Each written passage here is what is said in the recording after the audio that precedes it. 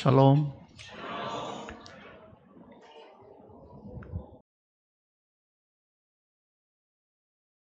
오늘은 매달 첫째 주일날 떡과 잔을 나누는 주일입니다. 떡이나 잔이 주는 의미는 그동안 여러 번 우리가 묵상을 했는데요. 오늘은 다른 각도에서 한번 생각을 해보려고 합니다. 요한복음 6장을 한번 보시겠습니다.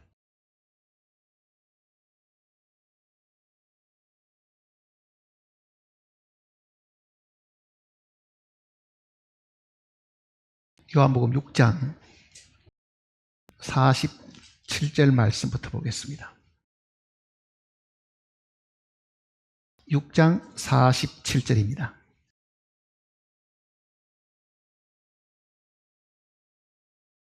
진실로 진실로 너희에게 이르노니 믿는 자는 영생을 가졌나니 내가 곧 생명의 떡이니라.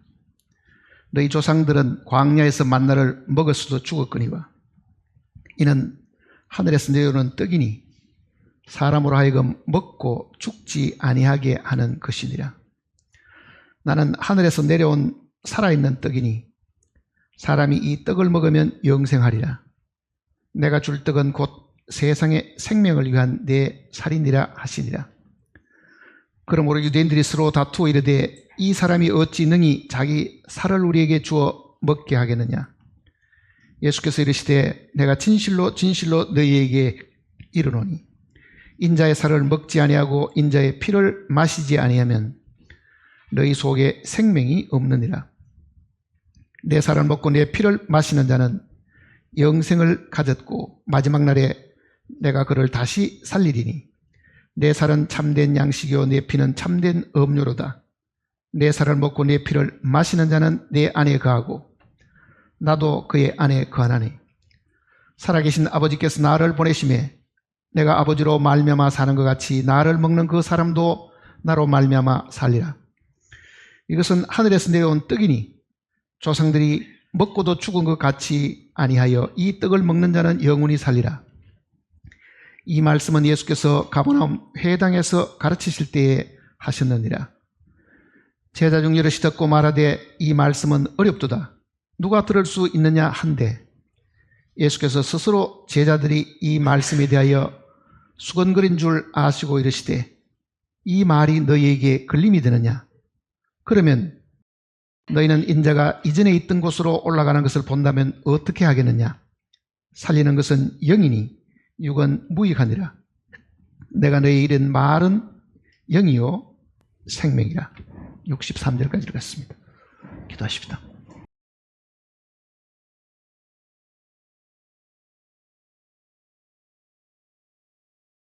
하늘 높은 보좌에 앉아 계시면서 땅에 살고 있는 우리 모두를 살피시고 또 관리하시고 지켜주시는 아버지 하나님, 매주일 저희들이 한자리에 다시 모여서 주님을 기억하고 우리에게 베푸신 그 은혜를 저희들이 생각함으로 찬송과 존귀와 영광을 돌리고자 합니다. 우리가 부르는 찬송을 통해서 하나님께서 영광을 받으시옵고 우리의 기도를 주님께서 들으시고 응답해 주실 것을 간구드립니다. 오늘 우리는 주님이 우리에게 명하신 대로 떡을 떼고 잔을 나누면서 주님의 죽으심을 깊이 묵상하고 또 이 죽음을 널리 전하고자 합니다. 예식에 참사한 모든 심령들의 마음을 주님께서 붙들어 주시고 받은 바 그 구속을 마음속에 깊이 감사하고 참으로 주님의 그 놀라우신 사랑을 저희들이 다시 한번 되새기는 귀한 시간이 되게 도와주시옵소서. 아무도 헛되이 왔다가 돌아가는 심령이 이 자리에 아무도 없게 하시고 받은 바 그 은혜를 저희들이 다시 깊이 묵상하면서 우리도 주님을 위해서 무엇을 어떻게 하며 살아야 될지를 한번 다짐하는 시간이 되게 복을 허락해 주시옵소서. 그러고 하신 말씀을 저희들에게 허락하셔서 읽고 묵상하게 하셨으니 이 말씀을 저희들이 읽을 때에 주님께서 우리에게 빛을 비추셔서 이 말씀의 참 뜻을 깨닫게 하시고 실제를 우리로 하여금 보게 해 주실 것을 간구드립니다. 마귀가 이 시간을 틈타지 못하게 지켜줄 것을 부탁드리면서 주 예수님의 거룩하신 이름으로 간절히 기도드립니다.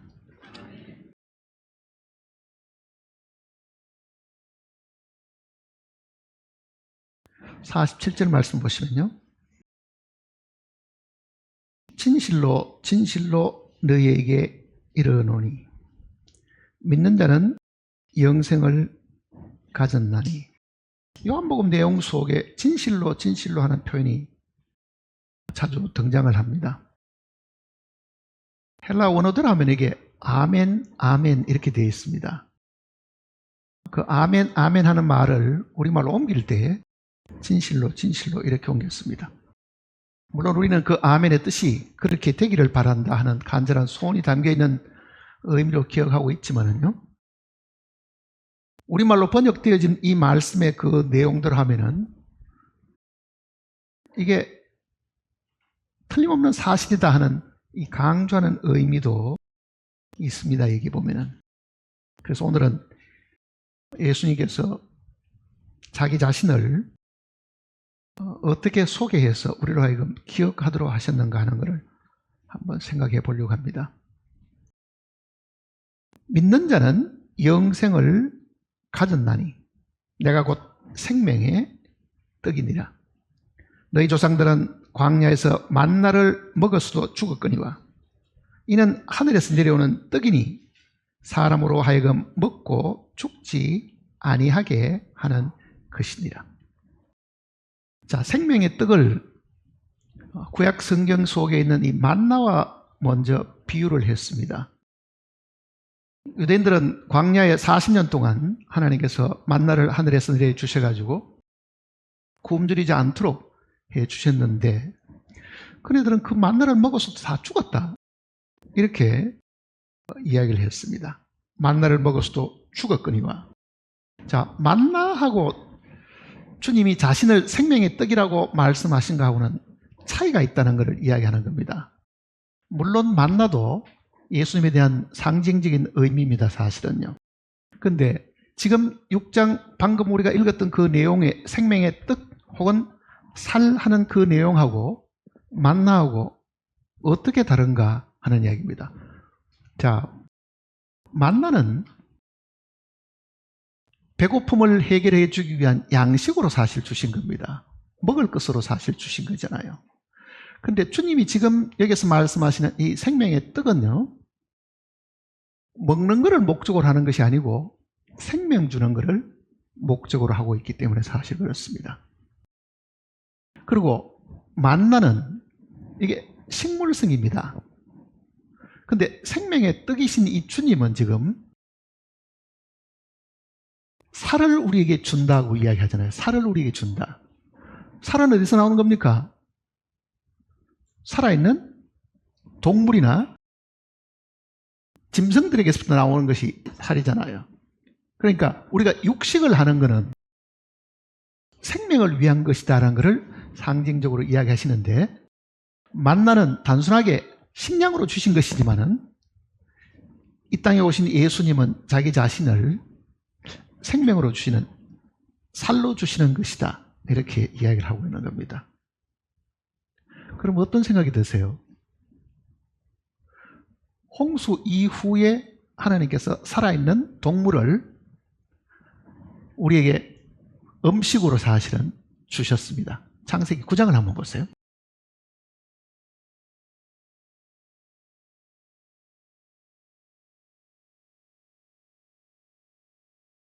창세기 9장.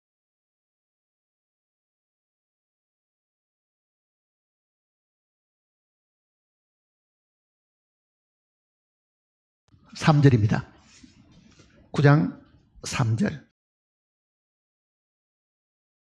모든 산 동물은 너희의 먹을 것이 될지라 채소같이 내가 이것을 다 너희에게 주노라. 그러나 그 고기를 그 생명되는 핏째 먹지 말 것이니라. 자, 하나님께서 사람에게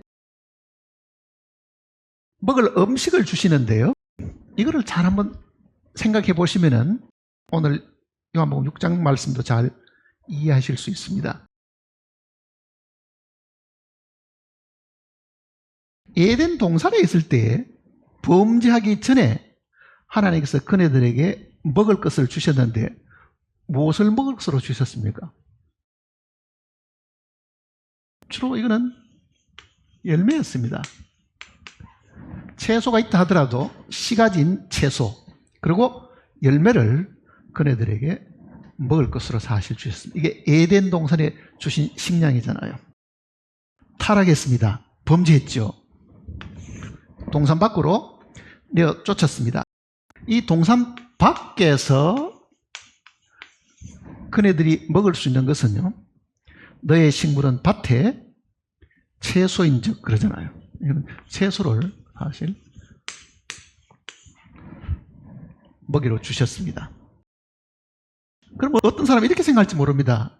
아니, 창세기 4장을 보면은 가인과 아벨이 있는데 아벨은 양치는 자였으니까 양고기도 안 먹었겠는가? 그렇지 않습니다. 아벨이 양을 친 것은 먹으려고 양을 친 게 아닙니다. 그거는 하나님께 제물을 드리기 위한 것이지 고기를 먹으려고 양을 친 것은 아닙니다. 그러니 살아있는 동물을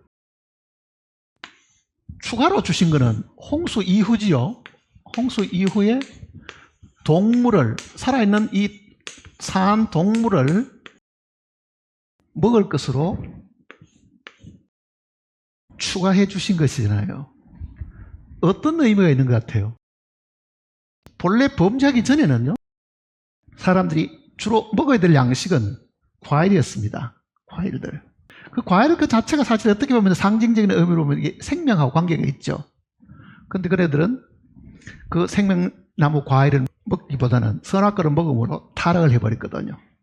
그리고 이 동산에서 내어 쫓기면서 너의 식물은 밭에 채소인즉. 그러니까 채소 먹고 사는 이 죄인들이 결국은 하나님의 심판을 받아가지고 멸망을 당하게 되잖아요. 그게 창세기 6장 이야기입니다. 창세기 9장은 그 멸망받은 그 후손들이 이제는 새로운 세상을 이루고 사는데 홍수 이후에 하나님께서 산 동물을 먹을 것으로 추가를 해 주셨습니다.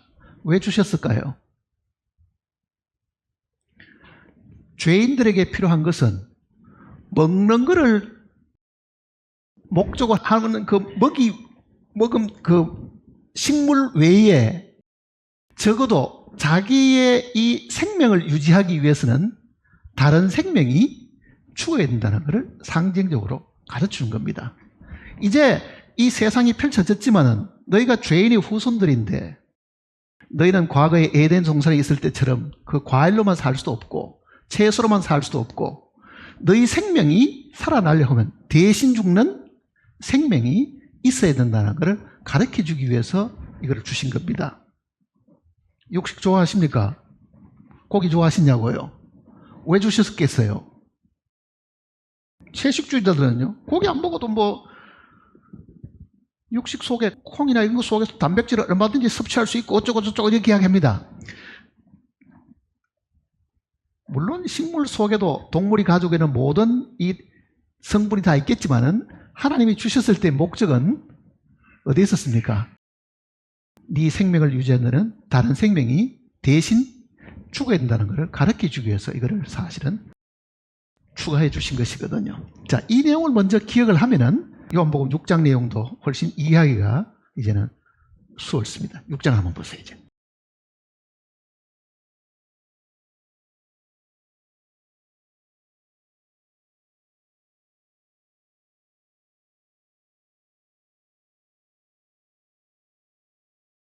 (6장) 50절입니다. 이는 하늘에서 내려오는 떡이니 사람으로 하여금 먹고 죽지 아니하게 하려는 것이다. 자, 만나라는 것은 순수하게 식물성이거든요.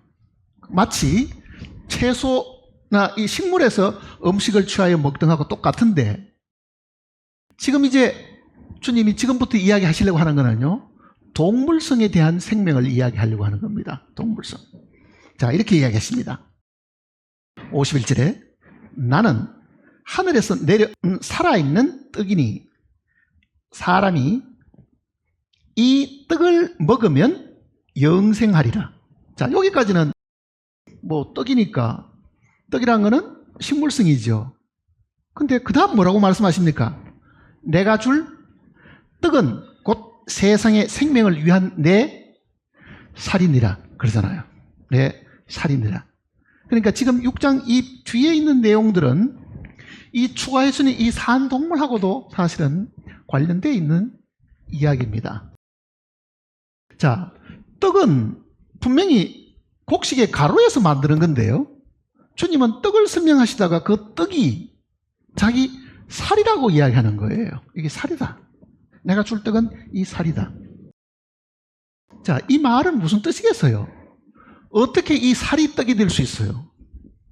가루가 떡이 되는 거지. 곡식의 가루가 떡이 되는 거지.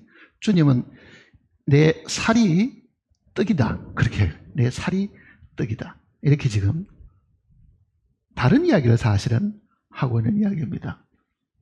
그러니까 오늘 우리가 떡을 떼고 잔을 나누는 이 의미가 여기에도 굉장히 중요한 뜻이 사실 있음을 지금 우리가 알 수 있는 부분들이 여기 있습니다. 52절 보세요.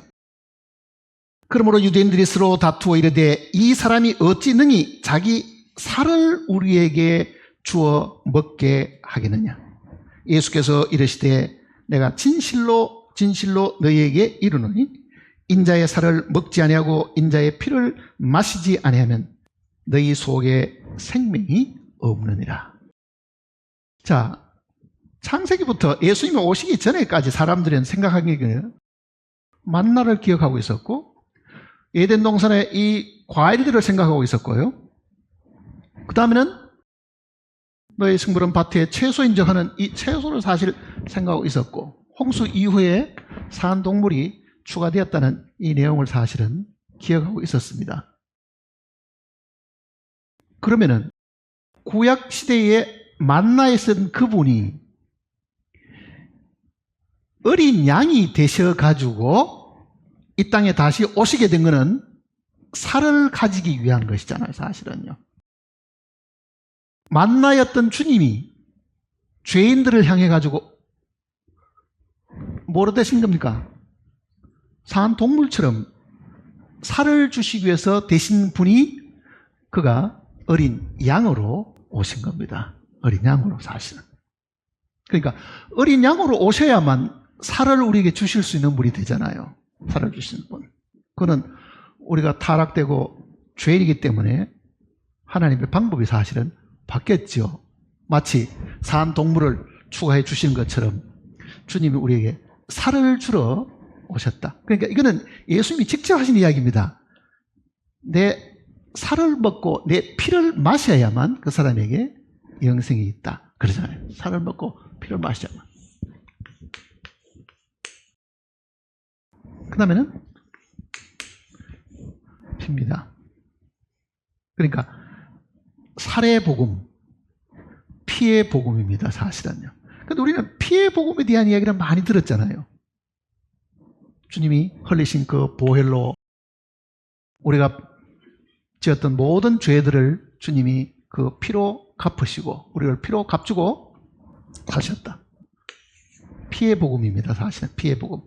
그러니 우리가 익히 잘 알고 있는 내용은 그리스도의 이 보혈이 내가 받을 모든 죄값을 주님이 대신 치루신 것이다. 그거를 우리가 잘 기억하는데 오늘은 지금 생명의 떡에 대한 이야기고 이 떡이 살이라고 지금 이야기를 하고 계시는 겁니다. 51절 다시 보시면요. 나는 하늘에서 내려온 살아있는 떡이니 사람이 이 떡을 먹으면 영생하리라. 내가 줄 떡은 곧 세상의 생명을 위한 내 살이니라. 내 살이니라. 자, 어떻게 떡이 되는데 이 떡을 가루도 아니고 살이라고 말했는가? 하늘의 미랄이 땅에 떨어져 하는 그 내용을 들으면요, 100% 우리는 그 가루가 떡이 된다는 걸 알 수 있는데, 주님은 이 가루에 대한 이야기가 아니고 떡에 대한 이야기가 바로 내 살이다, 이렇게 지금 언급하셨으니까 이 내용을 이제 오늘 우리가 좀 생각을 해보려고 하는 겁니다. 52절 보세요.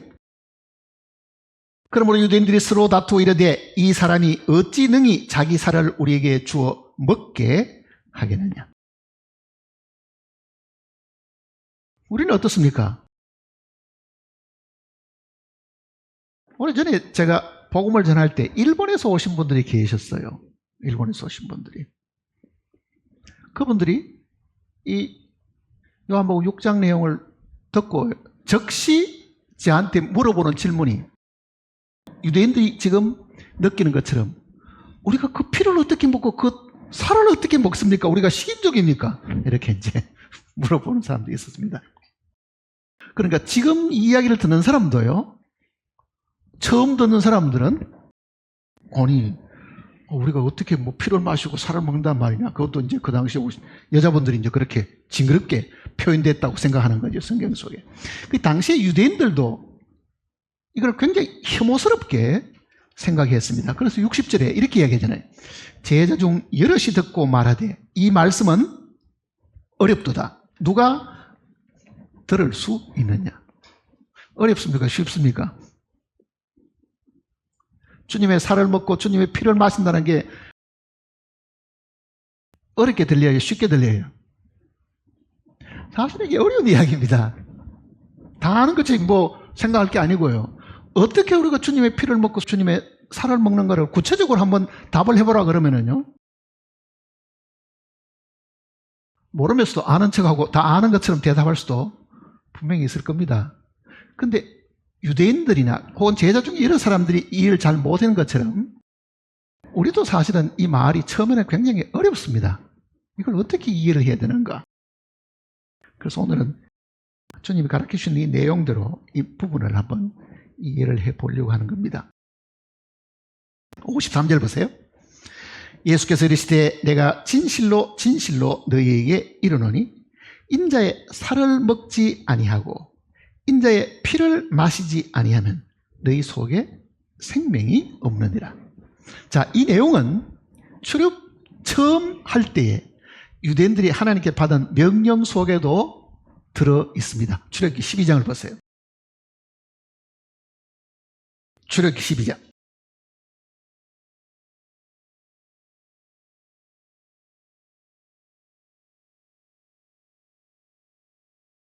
5절입니다. 12장 5절. 너희 어린 양은 흠없고 일련된 수컷으로 하되 양이나 염소 중에서 취하고 이달 열나흘 날까지 간직하였다가 해질 때에 이스라엘 회중이 그 양을 잡고 그 피를 양을 먹을 집 좌우 문설주와 임방에 바르고, 자, 피 바르는 일이 하나 있죠. 그 다음에 7절 보시면 그 피를 양을 먹을 집 좌우 문설주와 임방에 바르고, 자, 바르는 일이 한 가지가 있고 또 하나는 뭡니까? 그 밤에 그 고기를 불에 구워 무교병과 쓴나물과 아울러 먹되 날것으로나 물에 삶아서 먹지 말고 머리와 다리와 내장을 다 불에 구워 먹고.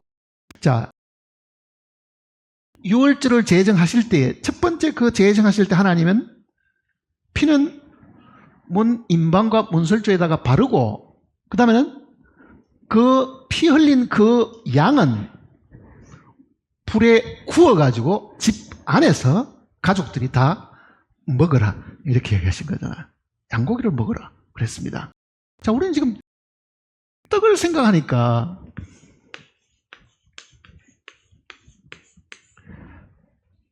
예수님은 나는 하늘에서 내려온 산 떡인데 이 떡이 가루로 된 것이라기보다는 뭐로 되어 있습니까?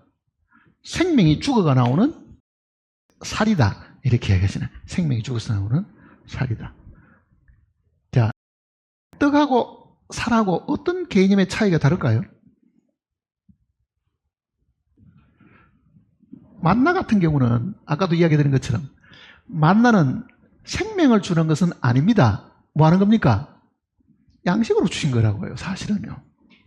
그런데 예수님이 주시려고 하는 이 떡이라고 하는 이 살은 음식으로 주신 게 아니고 먹는 양식으로 주신 것이 아니고 뭐로 준다는 이야기입니까? 생명으로 주신다. 그게 지금 차이가 있는 겁니다. 그러니 조상들은 그 만나를 먹었어도 죽었는데 안 죽으려고 하면은 그 만나만 먹어야 될 일이 아니고 뭘 먹어야 됩니까? 내 살을 먹어야 된다. 이 살은 하늘에서 내려온 떡이다. 이제 그 이야기를 지금 하시는 겁니다. 그러니까 오늘 우리가 지금 떡을 떼는데 이 떡은 양식으로 먹는 게 아니죠. 뭐로 먹는 겁니까? 영원한 생명을 얻기 위한 것이다. 그 뜻이잖아요. 영원한 생명을 얻기 위한 것이다. 자, 오늘 우리가 떡을 뗄 때 이 떡은 형식적으로 종교 의식에 무슨 뭐 떡 하나 먹고 오늘 뭐 성찬식에 혹은 만찬에 참석했다. 그거를 기억하고자 하는 게 아닙니다. 내가 떡을 먹은 것처럼 나는 주님의 살을 먹은 사람이기 때문에 나는 죽지 않고 영원히 사는 사람이 되었다. 그거를 간증하는 겁니다. 그러니 이 떡이 뭐 먹어봐야 뭐 우리 몸에 얼마나 보탬이 되겠어요. 에너지로 주신 것이 아니라 생명으로 주신 것이라는 것을 기억하도록 주님이 우리에게 가르쳐 주신 겁니다. 생명을 주시기 위해서. 그러니 하늘에 계신 분이 땅으로 내려오셔가지고 이제 막 사역을 시작하시려고 할 때에 세례 요한이 뭐라고 말합니까? 이튿날 예수께서 자기에게 나오심을 보고 가로되 보라 세상 죄를 지고 가는 하나님의 어린 양이로다 그러죠. 그 어린 양으로 이 땅에 오신 것은 그 양고기를 우리에게 주시려고 하는 겁니다. 그게 주님이 말하는 자기 살이잖아요. 자기 살. 살을 주려고 하면은 뼈와 피와 모든 게 다 어떻게 되겠어요? 분리가 돼야 되겠죠. 쪼개져야 되겠죠. 죽어야 된다는 걸 이야기하는 겁니다. 그 다음에 이제 한번 보세요. 53절입니다. 예수께서 이르시되 내가 진실로 진실로 너희에게 이르노니 인자의 살을 먹지 아니하고 인자의 피를 마시지 아니하면 너희 속에 생명이 없느니라. 자, 생명이 있느냐 없느냐? 생명이 있느냐 없느냐? 자, 이 부분은 또 한 번 우리가 생각할 부분이 있습니다.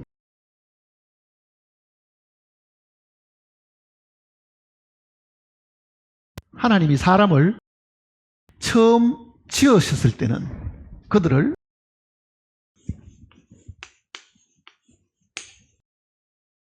사람이라고 불렀습니다. 그렇죠. 성경에 분명히 사람이라고 불렀습니다. 이 사람이 타락을 해버리니까요. 창세기 6장은 그들이 육체가 됨이라 예사람이 되었습니다. 예사람.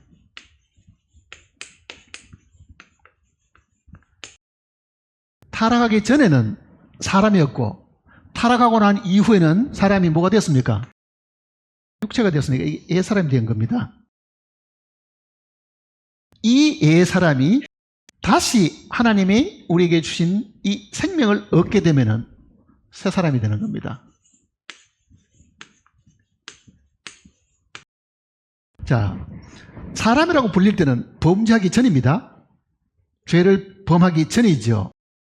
사람이 죄를 범하기 전에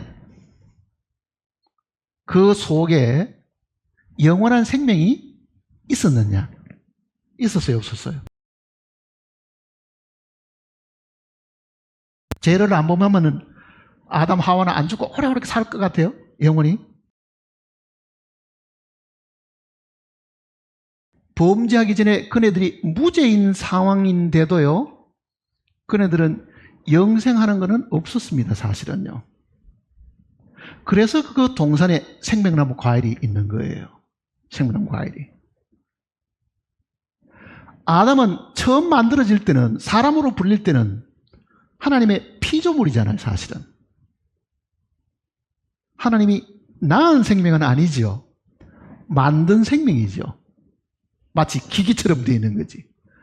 그런데 그가 하나님의 생명을 받으면은 하나님의 아들이 되는 겁니다, 사실은요. 그러니 범죄하기 전일 때도 그에게는 하나님과 같이 영원히 살 수 있는 생명은 그 속에 없었습니다. 사실은. 무죄한 상황이긴 해도요. 그러면은 에덴 동산에 있는 그 생명나무라는 거는요, 하나님 자신을 상징하는 것이고, 그 생명나무의 열매는 아들이신 예수님을 두고 하는 이야기입니다. 사실은요. 예수님을. 그러니 그 예수님이 자기를 두고 내가 하늘에서 내려온 생명의 떡인데, 왜 그 이야기를 하셨어요? 사람이 옛사람으로 타락을 해버리니까요, 어떤 문제가 생기는 걸 보세요. 자, 사람으로만 있을 때는, 범죄하기 전인 것 같으면 사람으로만 있을 때 필요한 것은 뭐였습니까? 영원한 생명만 있으면 됩니다. 근데 이 사람이 추락해가지고 타락한 존재가 되어버렸으니까 영생만 있어야 될 게 아니고, 이 사람에게 필요한 건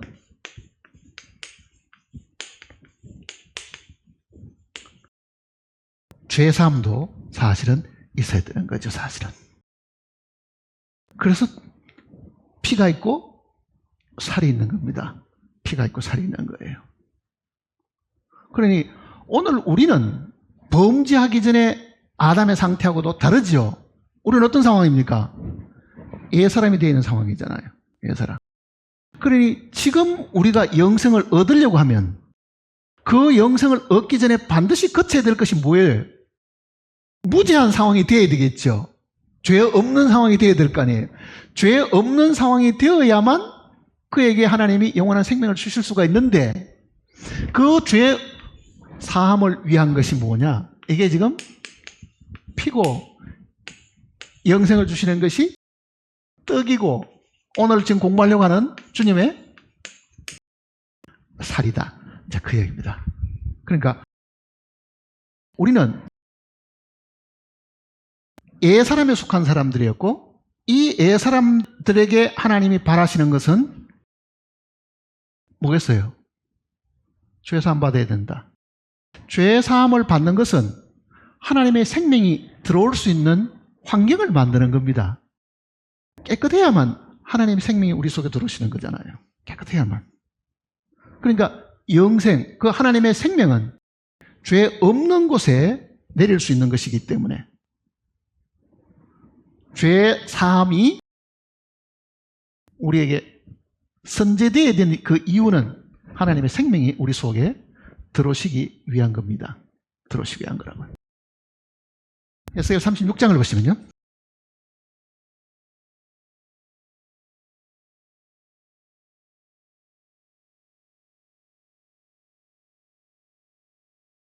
에스겔 36장.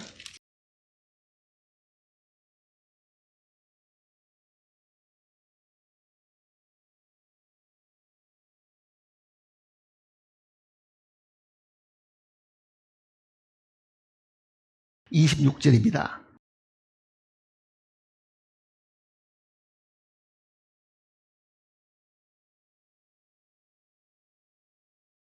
또 새 영을 너희 속에 두고 새 마음을 너희에게 주되 너희 육신에서 굳은 마음을 제거하고 부드러운 마음을 줄 것이며, 또 내 영을 너희 속에 두어 너희로 율례를 행하게 하리. 자, 하나님의 영을 우리 속에 두시기 전에 먼저 하셔야 될 것은 뭐냐? 우리의 영이 새로워져야 되고 우리 마음이 새로워져야 된다. 씻음받아야 된다.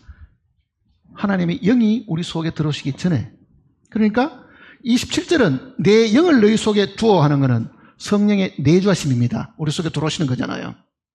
그 성령의 내주하심이 있기 전에는 새 영과 새 마음을 받아야 된다는 말이 뭐예요?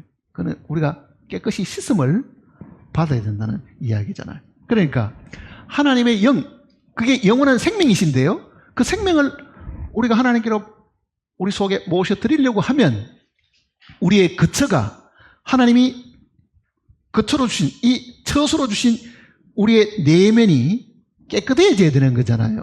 그게 새 영, 거듭난 영을 받는 것입니다. 새로워지는 거죠. 그게 이 죄사함과 관련이 있는 거죠. 씻음을 받는 거거든. 씻음 받는 거. 자, 그러면 주님이 지금 이 하시는 말씀을 우리가 이제 다시 생각해 볼 수 있습니다. 다시 이제 6장을 보시면요.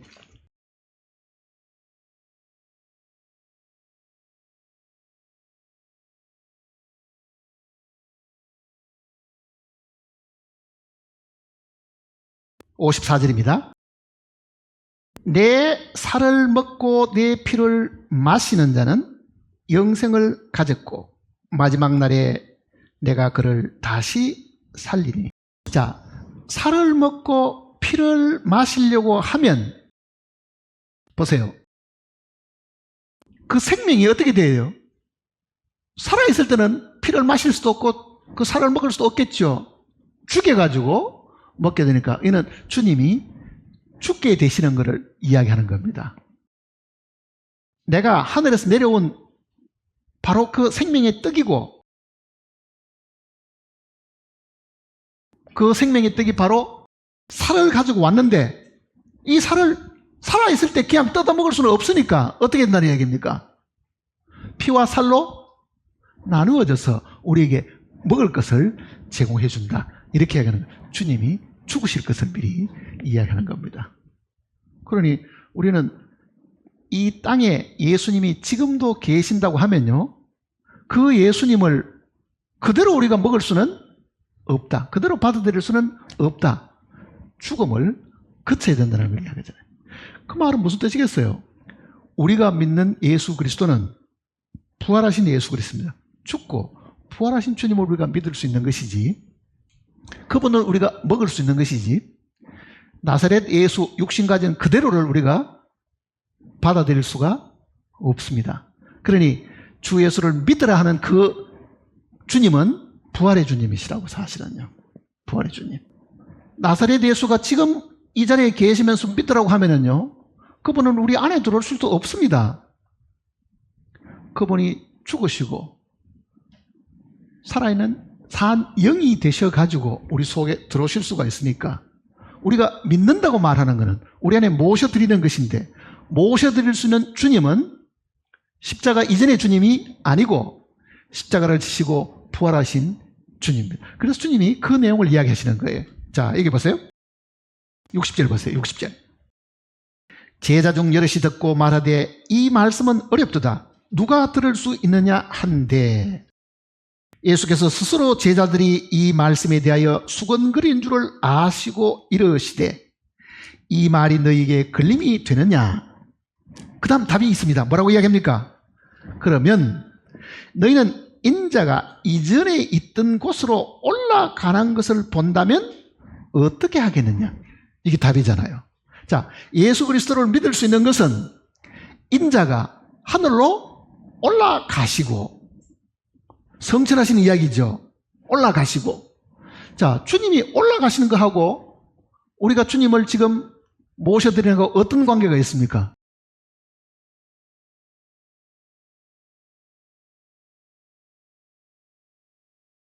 죽으심,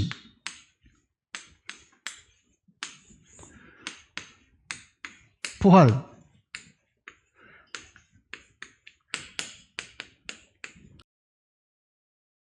자, 주님의 죽으심은 우리가 구원받을 수 있는 모든 기초를 예비하신 거잖아요. 그렇죠? 주님이 부활하신 것은 그 기초를 우리 안에 받아들일 수 있는 영이 되신 것이거든요. 그런데 그분이 하늘에 올라가셔가지고 하나님께로부터 영광을 받지 않으시면 우리가 받을 수 있는 그리스도의 영이 우리에게 오실 수가 없죠. 그러니까 성천은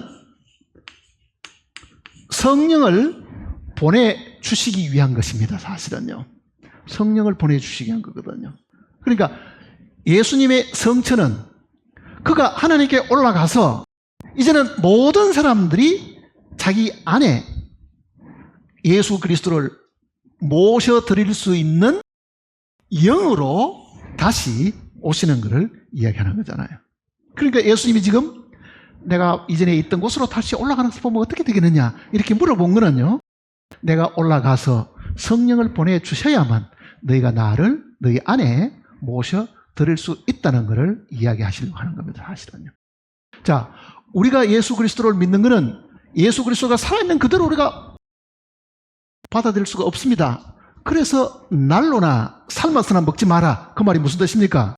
예수님은 날 것 그대로 먹는다는 거는요, 예수님이 이 땅에 오셔가지고 십자가에 달리시기 전에 그 예수 그리스도를 우리가 받아들일 수가 없다는 뜻입니다. 사실은 많은 사람들 중에는요, 예수님의 이 인격을 존중해가지고 위대하신 선지자야, 그렇게 예수님을 추앙하는 사람이 많습니다.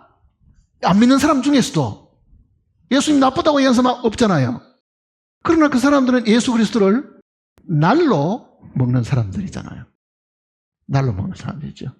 그거는 구원하고는 아무 소용이 없습니다. 반드시 이 예수 그리스도는 어린 양은 불에 구워서 그러잖아요. 그거는 주님이 고난받으신 거잖아요. 고난받으신 거.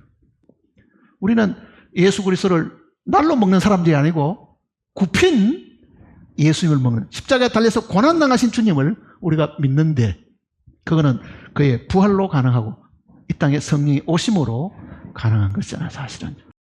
그러니까 그 단계를 지금 설명하는 겁니다. 자, 그러면 보세요. 예수님께서 내 피를 마시고 내 살을 먹지 아니하면 하는 것은 뭐와 관계가 있습니까? 주님의 죽으심이잖아요. 사실은요.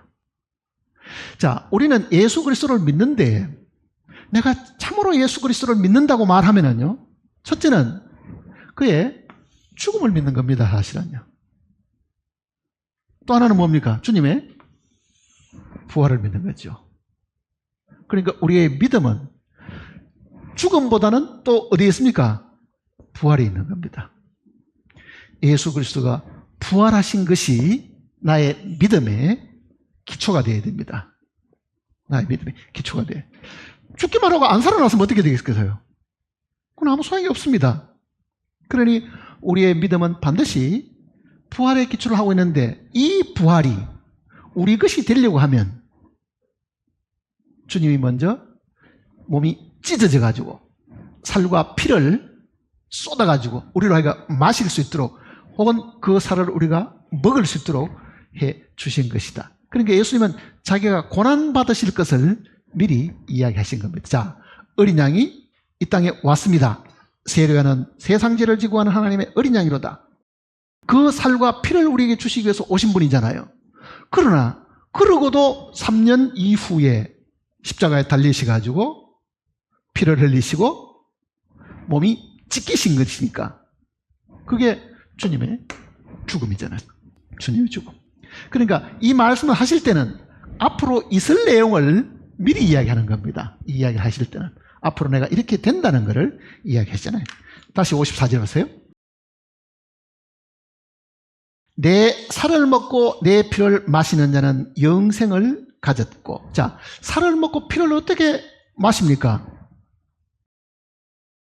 주님의 살과 피를 어떻게 먹고 마시느냐고요.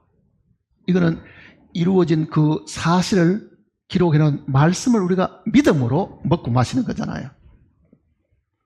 주님이 죽으시고 피 흘리셨다. 그의 죽으심은 우리의 죄로 말미암은 거잖아요. 죄의 삭은 사망이니까 그 사망을 주님이 미리 우리를 위해서 경험하신 거거든요. 주님의 그 죽음은 내가 죽어야 될 그 죽음이잖아요. 그게 죽음.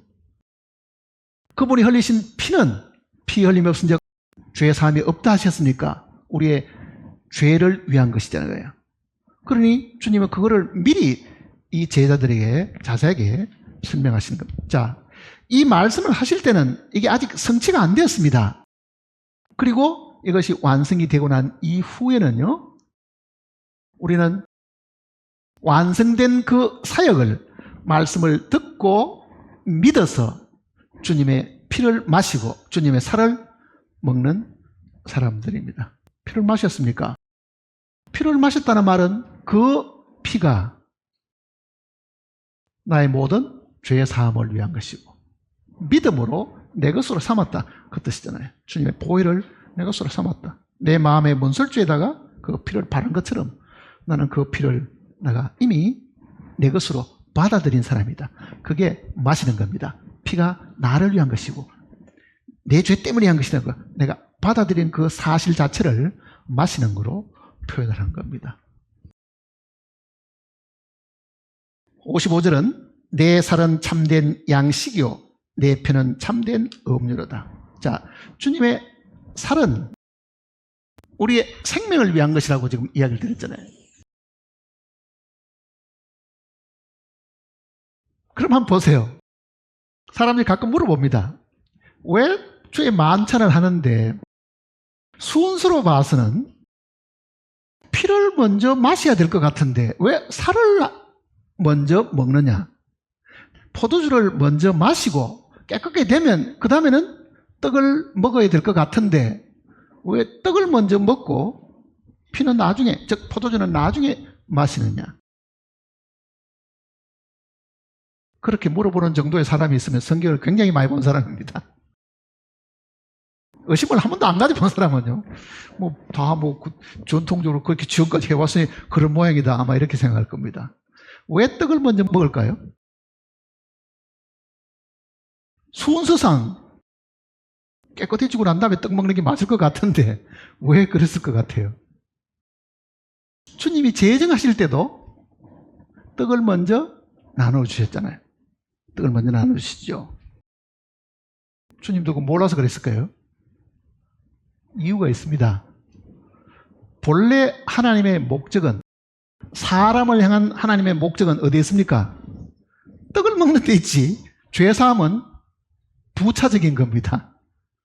떡을 안 먹었기 때문에 잔 먹는 이게 추가가 된 것이기 때문에요. 본래 목적대로 하면은 이 타락하기 전에 사람도 영원한 생명이 없으니까 뭘 먹어야 돼요? 떡을 먹어야 되는 거예요, 사실은. 그러니까 떡을 먹는 것이, 즉 영생을 얻는 것이 본래 하나님의 뜻입니다. 모든 사람을 향한 하나님의 뜻입니다.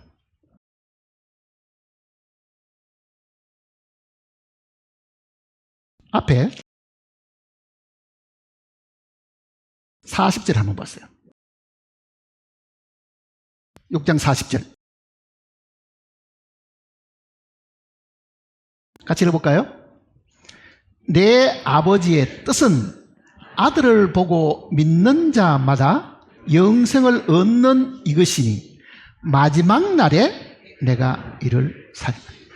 자, 아담을 향한 하나님의 뜻은 뭐였겠습니까? 네가 이 생명나무 과일을 먹고 영생해야 된다, 그거였겠죠. 타락하기 전에도. 그러니 범죄한 이후에도 하나님의 뜻은 바뀌지 않았습니다. 모든 사람이 영생을 얻는 것이 하나님의 뜻입니다. 영생을 얻는 것이.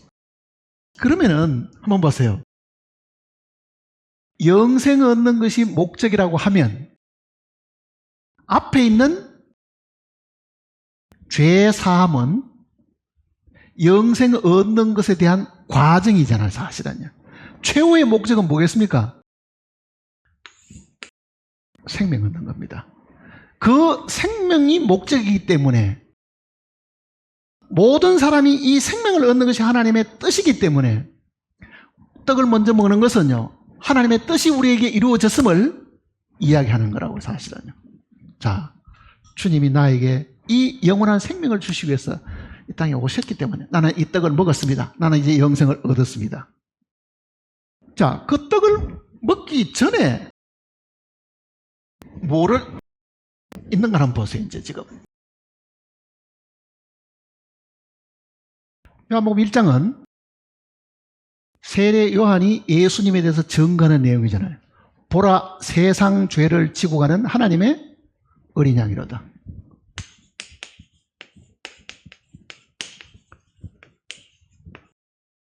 죄 사함을 위해 가지고 어린 양이 이 땅에 오셨다는 걸 지금 선포하는 겁니다.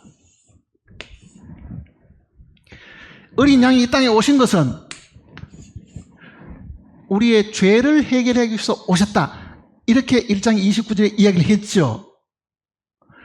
세례요한이 만일 이 이야기만 했으면요, 우리는 모두가 다 예수님이 이 땅에 오셔서 우리의 죄를 다 해결해 주셨구나 하고 눈물을 흘리고 감사해야 되겠지만요, 이거는 죄 사함은 최종적인 어떤 일의 과정이었다는 것을 아는 사람들은 별로 없잖아요, 사실은.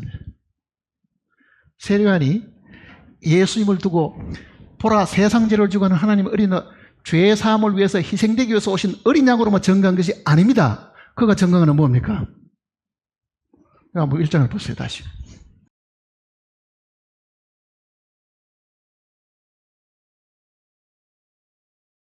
(29절은) 이튿날 요한이 예수께서 자기에게 나오심을 보고 이르되 보라, 세상 죄를 지고 가는 하나님의 어린 양이로다. 자, 예수 그리스도에 대해서 첫 번째 증거한 것은 세상 죄를 지고 가는 하나님의 어린 양이다, 이렇게 증거했죠.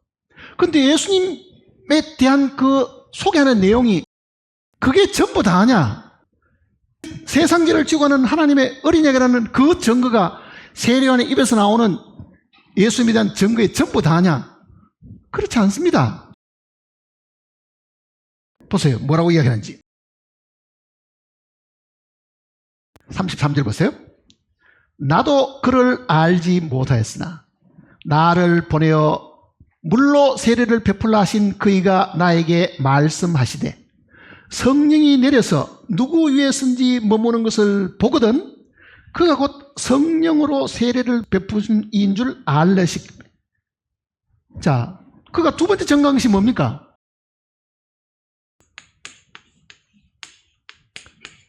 성령 세례를 주시는 분,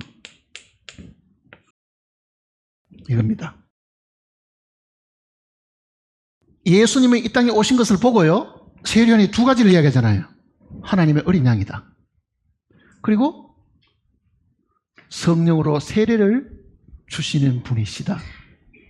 자, 성령으로 세례를 주시는 것하고 어린 양으로 세상 죄를 지고 가는 것하고 이 내용이 뭐를 설명하느냐면요, 본래 어린 양이 오신 것은 성령의 세례를 우리에게 주심으로 생명을 주시기 위한 것인데, 이 생명을 주러 오시는 이 분이 먼저 죽어서 피와 살을 우리에게 나누어 주심으로 죄 사함을 해결하신 거예요. 예수님이 이 땅에 오신 최종적인 목적은 뭐라는 얘기입니까? 사람에게 성령의 세례를 주심으로 우리에게 생명을 주시기 위해서 오신 분이시다. 그 내용을 이야기하는 겁니다. 그러니까 앞에 있는 것은 과정이고 목적은 어디 있습니까? 생명 주시는 데 있다고요. 고린도전서 15장을 보세요.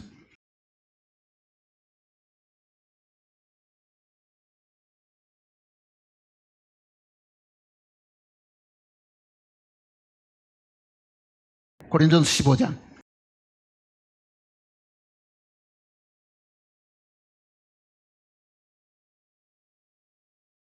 45절입니다.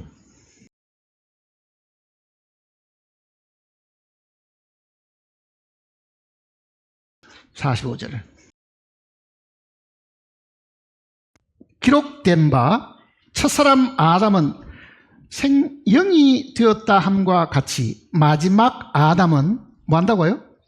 살려주는 영이 되었나니. 자, 살려주는 영.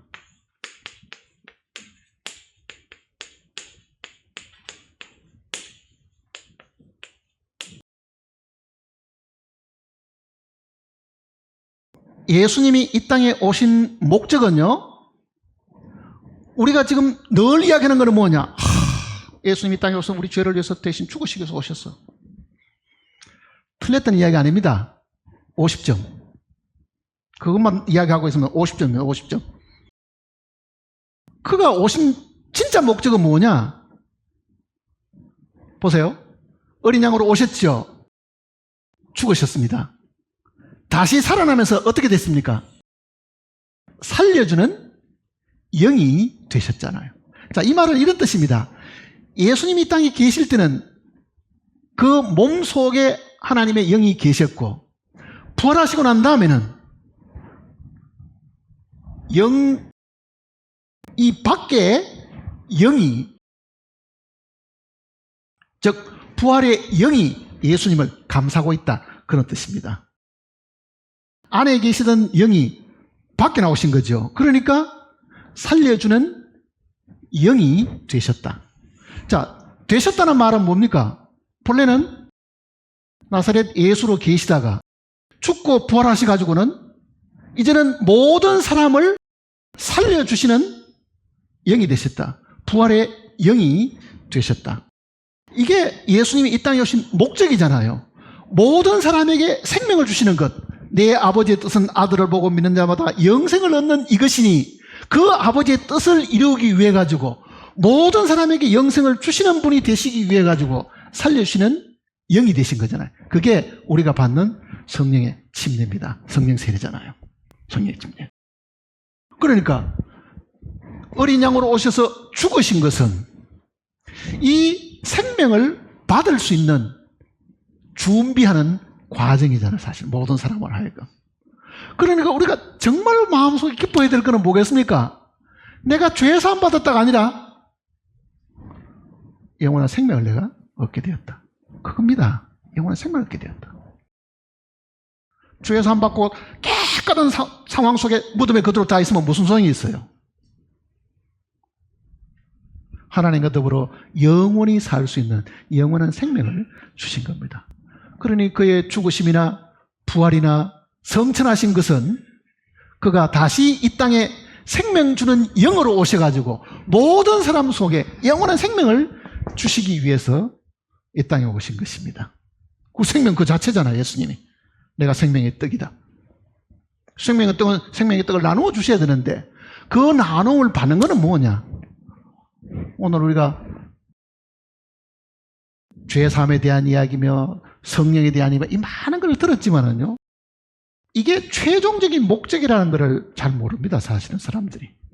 하나님이 이 땅에 오셔서 아들을 죽게 하시고 그 아들이 다시 살아나시고 성천하시고 다시 성령을 이 땅에 보내신 그 목적은 그 아버지의 뜻을 이루기 위한 겁니다. 모든 사람이 구원을 받으며 진리를 아는 데 원하기로 하십니다. 그러니까 내 아버지는 아들을 보고 믿는 자마다 영생을 얻는 이것이잖아요. 그 영생 얻는 것. 영생 얻었습니까? 그래서 이 만찬을 할 때 떡을 먼저 떼는 이유가 본래 그 중요한 목적이 먼저 이루어졌기 때문에 그걸 우리가 먼저 감사하는 겁니다. 사실은. 감사하는 거죠. 다시 요한복음 보세요. 6장을 보시면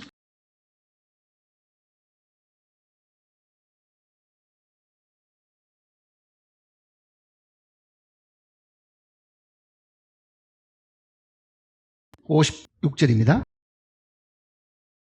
내 살을 먹고 내 피를 마시는 자는 내 안에 거하고 나도 그의 안에 거하나니.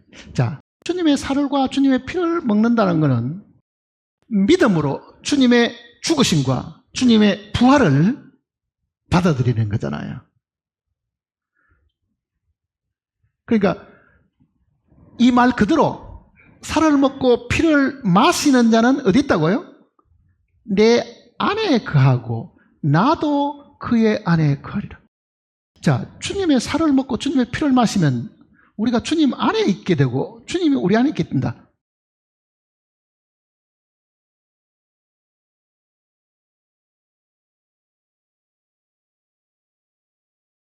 주님의 죽으심,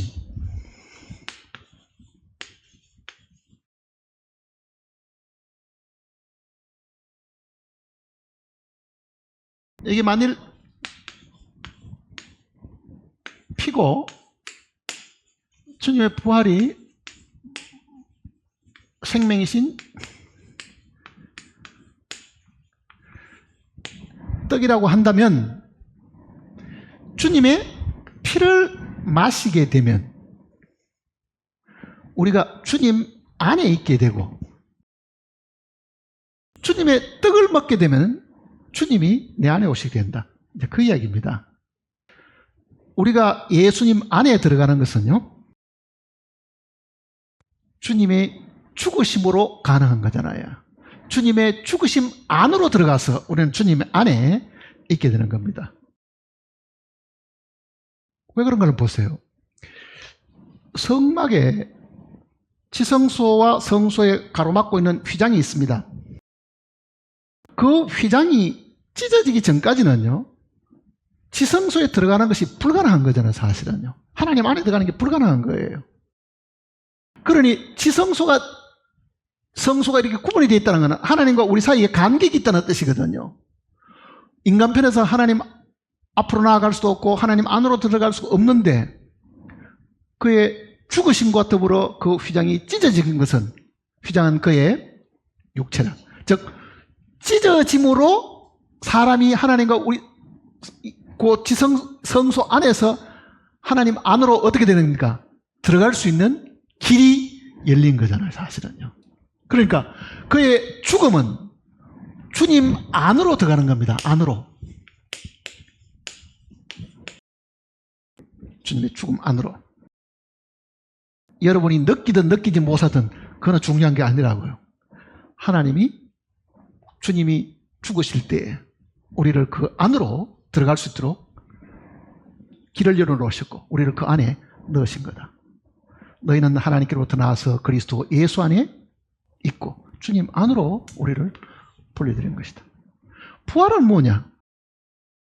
우리가 주님 안으로 들어가서 주님의 죽음과 더불어 동참했는데 그가 부활을 하심으로 말미암아 부활의 주님이 내 안에 들어오시는 거잖아요.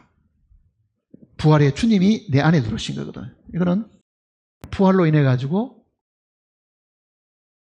우리가 믿을 때 주님이 우리 안에 내주하시는 겁니다. 이거는 내주하시는 주님. 그러니까 모든 구원받은 사람들은 이 두 가지를 잘 기억하고 있어야 됩니다. 우리는 주님 안으로 들어가는 것뿐만 아니라 주님도 우리 안에 들어와 계신다.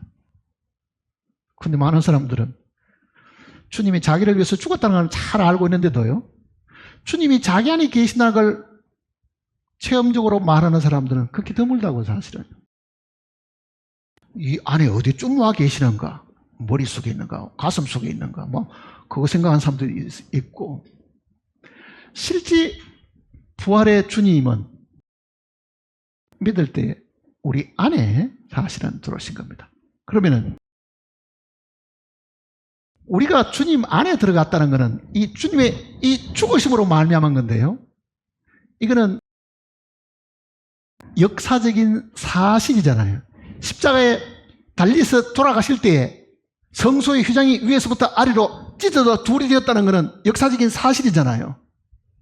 그 역사적인 사실은 우리가 믿음으로 내 것으로 만들 수 있는 겁니다. 이건 역사적인 사실을 믿는 거죠. 이 믿음이 받아들이는 건데 이거를 성경에는 마시는 걸로 표현한 거죠. 마시고 그러잖아요. 마시고. 그러니까 받아들인 그 사실을 우리는 피를 마신 겁니다. 주님의 피를 마신 거, 죽음을 마신 거잖아요, 사실은.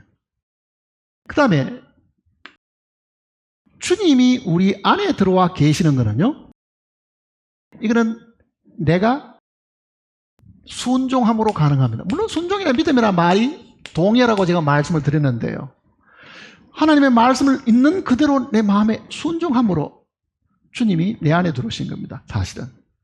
그러니까 불행히도 많은 사람들이 예수님이 자기를 위해서 죽으셨다는 것은 잘 알고 있으면서도 그 예수님이, 동일한 예수님이 살려주는 영이 되셔가지고 내 안에 생명으로 들어와 계신다는 것을 아는 사람들은 그렇게 많지는 않죠.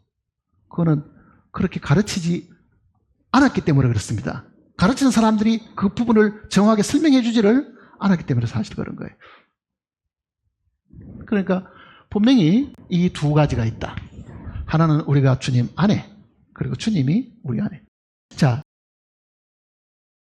주님이 우리 안에 있으면은 뭐 하기 위해서 들어오셨을까요? 이 내용은 십자가에 예수님이 달려 돌아가신 것은 이 죽음과 관계가 있죠.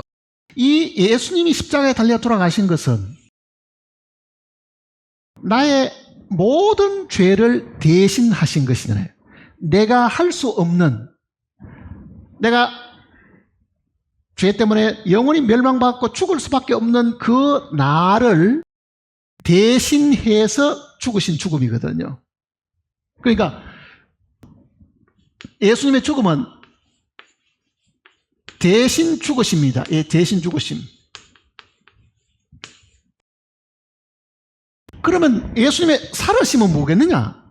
주님이 내 안에 계신다는 것은 뭐를 말하느냐? 이거는 대신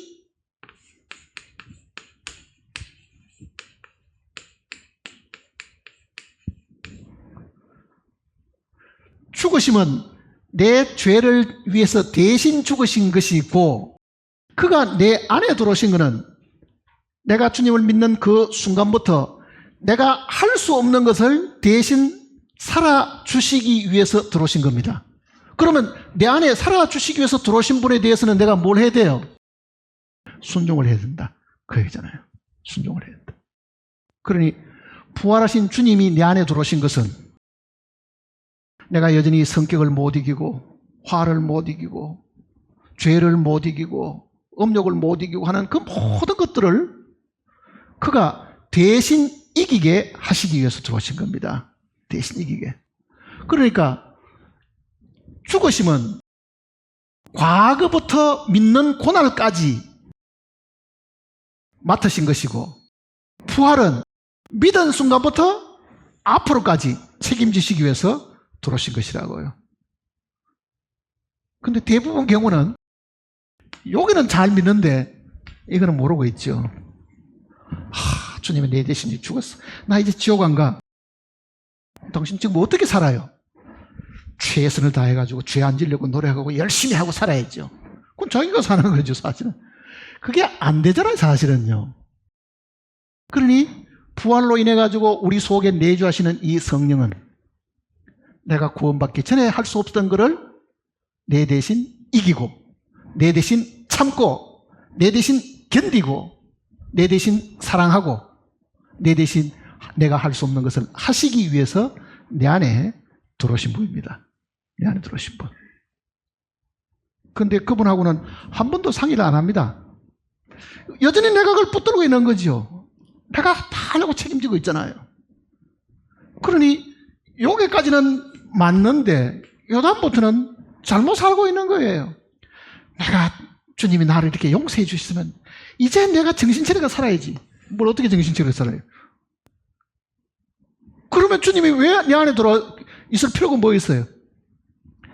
내 안에 들어오신 그 주님은 내가 할 수 없는 것을 대신 해 주시려고 들어오시는데도 내가 그분에게 맡기지 않고, 그분을 신뢰하지 않고, 그분에게 옮겨드리는 일들이 없으므로 그는 가만히 계실 수밖에 없다. 그 얘기입니다. 자, 예수 그리스도가 우리의 영원한 생명이라고 믿으면 그 생명은 우리 안에 있습니다. 그 생명은 내가 할 수 없는 것을 하시는 생명이라고요. 그분에게 내가 얼마나 모든 걸 내어 맡기고, 가정도 맡기고, 나의 생명도 맡기고, 건강도 맡기고, 사업도 맡기고, 다 맡겨놓고 그분이 하시도록 하는 것인가? 아니면 내가 붙들고 있으면서 주여 도와주세요, 주여 도와주세요, 필요할 때마다 무슨 앰뷸런스 부르듯이 뭐 필요할 때마다 뭐 주님이 응급 환자가 된 나에게 긴급으로 뭐 수혈하듯이 도와달라고 그런 기도는 하고 있어도요, 그가 모든 것을 다 하셔야 된다고 그분에게 맡기고 사는 사람들은 그 기도 물어요, 사실은요. 그러니 오늘 우리가 떡을 떼거든요. 이게 주님의 생명을 우리가 이미 먹은 것인데, 그걸 우리가 잊어버렸던 것을 우리가 다시 기억하고자 하는 것인데, 내가 이 떡을 먹을 때 주여 나는 이미 주님을 믿는 그 순간에 주의 부활의 영이 내 속에 들어오게 있습니다. 나로 하여금 이 시간 이후부터 그분에게 모든 걸 맡기고 순종하게 나를 도와주십시오. 그게 필요한 거예요, 사실은요. 얼마나 우리는 고집이 센지 모릅니다. 다 자기 뜻대로 살잖아요. 그러니 완고한 것은 뭐라고요? 우상에게 절하는 것하고 똑같다 그랬습니다. 사람이 고집 센 것은 우상에게 절하는 것하고 똑같다 그런 거예요, 그게.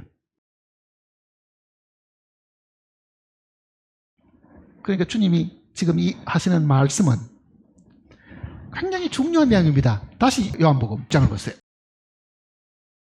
56절입니다. 6장 56절.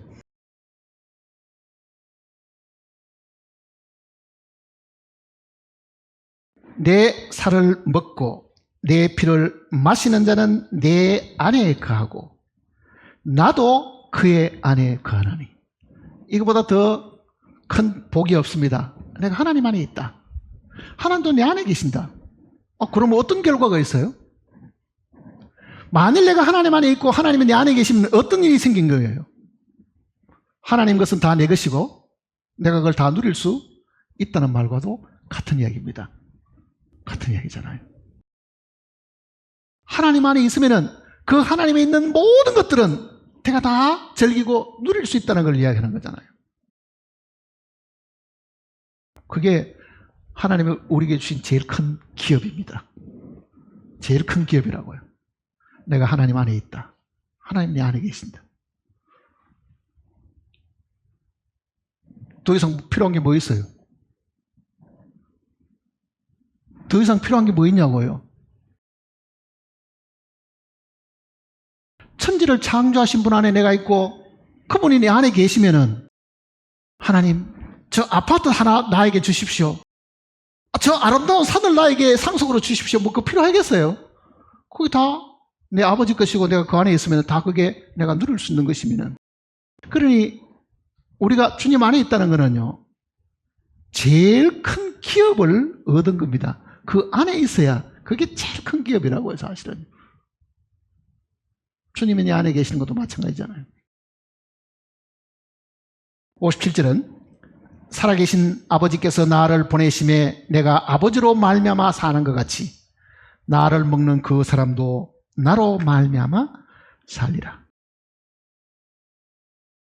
이것은 하늘에서 내려온 떡이니 조상들이 먹고도 죽은 것 그것과 같지 아니에요. 만나를 먹고 죽었지만은 나를 먹으면은 이 떡을 먹는 자는 영원히 살리라. 만나 먹은 거하고 예수님 먹는 거하고는 다르다는 걸 이야기하는 거잖아요. 다르다.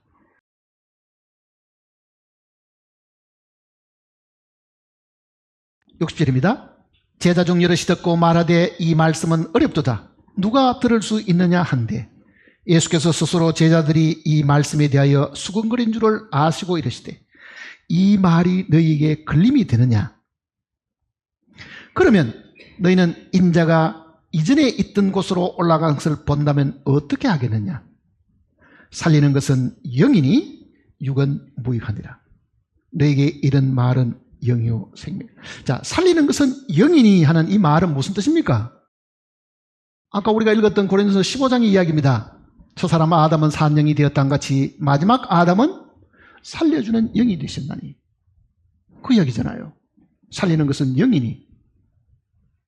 주님이 살려주시는 영이 되셔가지고 우리를 살리는데, 그 얘기잖아요. 살리는데. 자, 지금은 이 살리는 그 영이 말씀과 연결이 되어 있습니다. 우리는 그 살리는 영을 우리가 받아들이려고 하면 뭐를 받아들이는 겁니까? 말씀을 받아들이는 거잖아요. 말씀을 받아들이는 거죠. 내가 너에게 이런 말이, 자, 부활하시고 난 이후에 주님의 그 영은 바로 이 말씀 속에 계시고, 우리가 말씀을 믿으면은, 말씀을 받아들이면은 그 말씀 속에 있는 영도 우리가 받아들이는 것이 되는 거잖아요. 우리가 말씀을 믿었다고 하면은 영도 믿은 겁니다, 사실은요. 왜? 내가 너에게 이런 말이 영이요 생명이다. 그러잖아요. 내가 너에게 이런 말이 영이요 생명.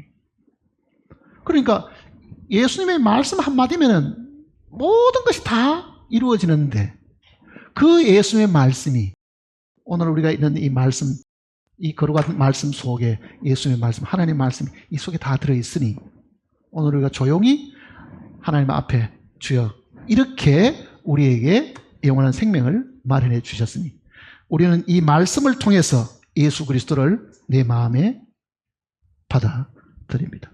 너희가 믿을 때 성령을 받았느냐 그러잖아요. 너희가 믿을 때 영생을 받았느냐, 너희가 믿을 때 그 예수 그리스도의 영을 받았느냐 그 말이잖아요. 그러니 그 믿을 때 우리 속에 들어오신 영은 내 대신 사시기 위해서 들어오셨으니 나는 이제부터 그분께 매일 매 순간 순종하고 살면은 그가 내가 할 수 없는 모든 일들을 이루시게 된다. 그 체험이 그리스도의 체험입니다. 그리스도에서 순종으로 통해서 주님이 나를 통해서 역사하신 그 역사를 경험한 사람들이 주님과 더불어 살았던 사람입니다. 이제는 내가 산 것이 아니요 내 안에 그리스도께서 사신 것이라.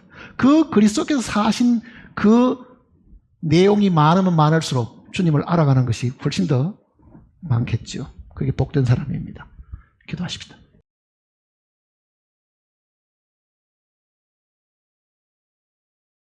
걸어가신 주님, 우리에게 이 엄청난 말씀을 주심으로 우리로 하여금 기쁘고 감탄하게 하셨습니다. 우리가 받은 이 진리가 놀라고 클진데 우리는 한 번도 주님을 위대하게 생각해 본 적도 없고 그저 우리 죄 때문에 돌아가신 불쌍한 주님으로만 저희들이 늘 기억하고 있었으나 오늘 이 시간 이후부터는 바로 그 주님이 우리에게 생명이 되시고 영원한 능력이 되셔서 우리가 할 수 없는 일, 사랑할 수 없는 것, 참을 수 없는 것, 견딜 수 없는 모든 것들을 우리를 위해서 대신 하시는 분임을 저희들이 믿고 순종하게 도와주시옵소서.